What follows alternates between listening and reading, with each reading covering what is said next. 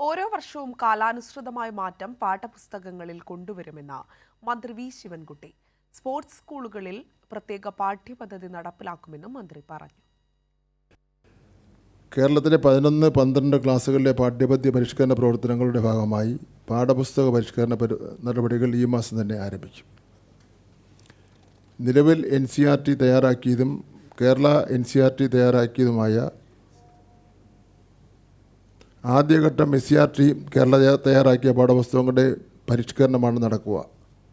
അതിലെ ഭാഷാ വിഷയങ്ങൾ Gandhian studies, anthropology, computer science തുടങ്ങിയവയാണ്.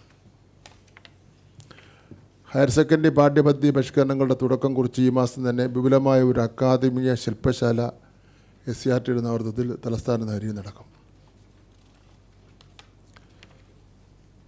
ഹയർ സെക്കൻഡറി അധ്യാപക പരിശീലനം,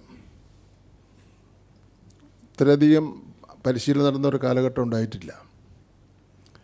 വർഷങ്ങൾക്ക് ശേഷമാണ് സംസ്ഥാനത്ത് ഹയർ സെക്കൻഡറി അധ്യാപകരുടെ പരിശീലനം സംഘടിപ്പിക്കുന്നത്. മേജർ വിഷയങ്ങൾക്ക് 4 ദിവസത്തെ പരിശീലനവും ഇതിനകം തന്നെ എല്ലാ വിഷയങ്ങൾക്കും പൂർത്തീകരിച്ചു കഴിഞ്ഞു.